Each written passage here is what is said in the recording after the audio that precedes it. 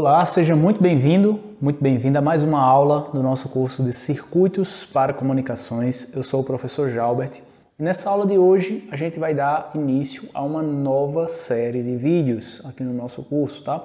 A gente vai continuar falando sobre modulação e demodulação FM, só que agora, conforme eu falei na aula passada, a gente vai introduzir uma nova série de vídeos sobre um novo componentezinho que a gente vai estar empregando para fazer a nossa demodulação e modulação FM, tá? Que é o nosso PLL. Então vou te explicar bem direitinho nessa nossa série de vídeos, passo a passo, tá? Para você entender bem direitinho o que é esse cara, como funciona, como é que a gente pode utilizar ele para fazer modulação e demodulação FM, tá? Mas antes da gente te apresentar esse nosso primeiro vídeo sobre PLL, queria te pedir para você curtir esse vídeo, se inscrever no canal e ativar as notificações para estar recebendo vídeo novo toda semana que a gente posta vídeo novo aqui no canal.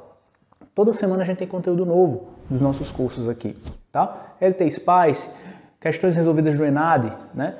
Circuitos para comunicações, amplificadores operacionais, fora uma série de outros vídeos que a gente tem aqui no canal. Então eu já peço para você curtir esse vídeo e compartilhar esse conteúdo com quem você gosta. Se inscreve no canal para não perder nenhum conteúdo que a gente posta aqui, tá? Então compartilhe esse conteúdo com quem você gosta para a gente estar impactando cada vez mais pessoas, tá? E também fazer com que a gente consiga crescer ainda mais aqui no YouTube também, beleza? Vou deixar aqui na descrição desse vídeo um link da minha comunidade no Telegram, caso você queira participar. Compartilhe conteúdos exclusivos lá também, tá legal? Então vamos lá para o nosso passo a passo na nossa primeira aula da nossa série de vídeos sobre PLL. Bem, então a gente está aqui no nosso ambiente da prática, tá? E a gente vai falar um pouquinho sobre o demodulador FM com PLL. Professor, o que é que significa PLL? Olha, Phase Locked Loop, ou elo travado em fase, ou malha travada em fase, tá? Esse é o seu PLL, que tem diversas aplicações que a gente vai mostrar nas nossas aulas, tá?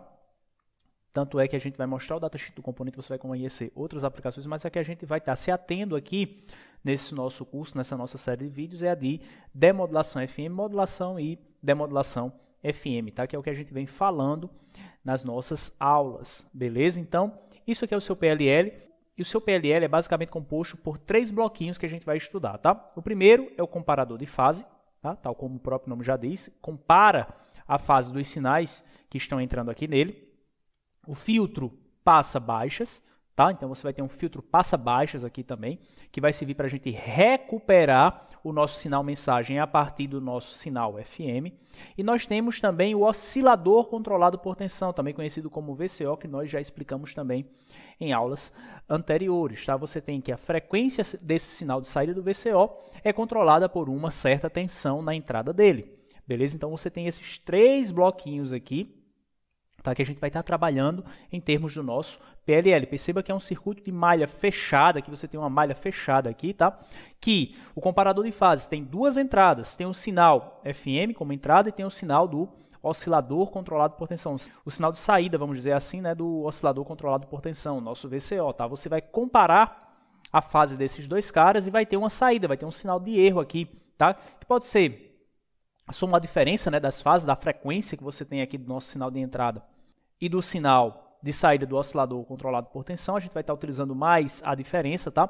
Esse sinal de erro vai ser a entrada do nosso filtro passa-baixas, cuja saída dele vai ser basicamente um sinal que vai possuir um valor médio. Esse valor médio aqui vai servir de entrada para variar a frequência, né, do nosso VCO. Ele vai ter um valor de tensão médio aqui que vai entrar aqui, tá? E vai estar variando a frequência desse nosso VCO, desse nossa saída, desse sinal de saída do nosso VCO, tá legal? E aqui na saída eu vou ter o meu sinalzinho mensagem, que é o sinal que eu quero recuperar, e naturalmente esse sinal vai ter um valor médio, tá? Então, que é o nosso MDT, tá legal? Então a gente vai ter tudo isso aqui, a gente vai trabalhar bem direitinho com esses caras. Essa é a nossa aula de hoje, é para você ter uma visão geral do nosso PLL, tá? Então perceba, a etapa de demodulação é, você vai ter o seu sinal FM e você vai querer recuperar o seu sinal mensagem. Então isso é a demodulação. Então você vai ter aqui o seu PLL trabalhando dessa forma com esses 3 bloquinhos, tá?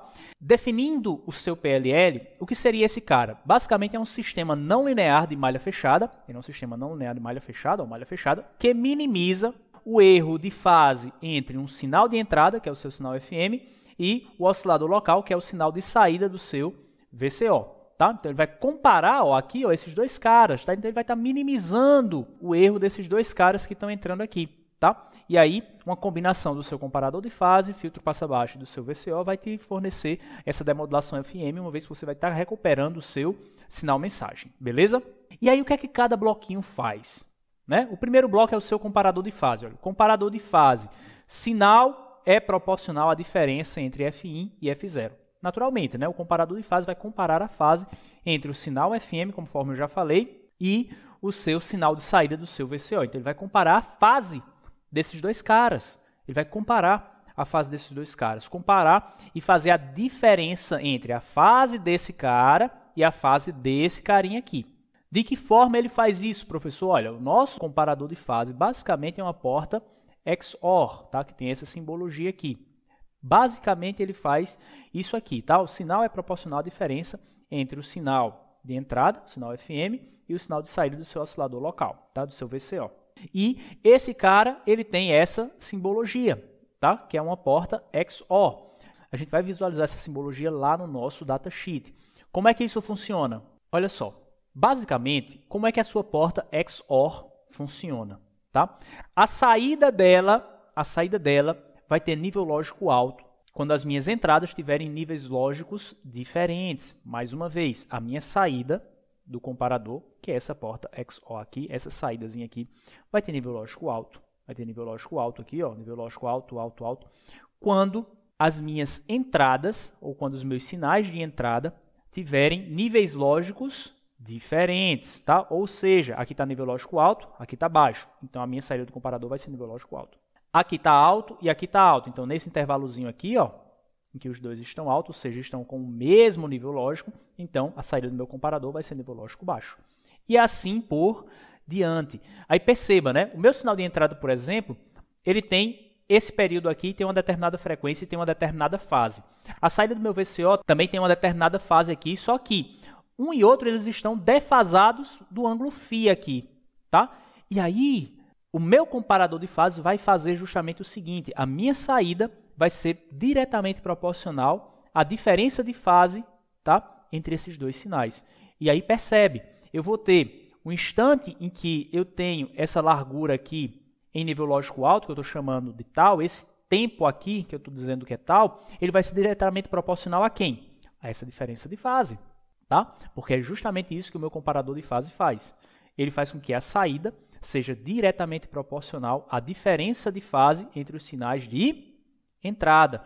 Ou seja, essa diferença de fase aqui que eu estou dizendo que é φ. Então, os sinais de entrada, que eu tenho o sinal FM e o sinal de saída do VCO, eu estou dizendo que esses dois sinais têm uma certa diferença de fase e isso vai estar influenciando aqui nesse tempo tal, que é o tempo em que a saída do meu comparador vai estar com nível lógico alto. Tudo bem? E essa saída vai ter uma determinada amplitude, tá? Que eu estou chamando de E. E aí, isso aqui vai ser influenciado, né? Essa largura aqui de tempo em nível lógico alto, tá?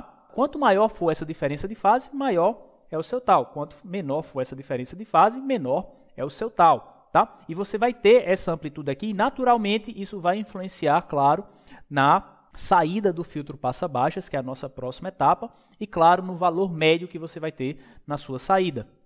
Que é isso que você verifica aqui, tá? O seu filtro passa-baixas basicamente é um circuito RC, tá? E aí você vai ter o carregamento e descarregamento do capacitor aqui, e essa saída, claro, ela vai ter um valor médio, tá? Ela vai ter um valor médio. Como é que eu calculo esse valor médio, professor?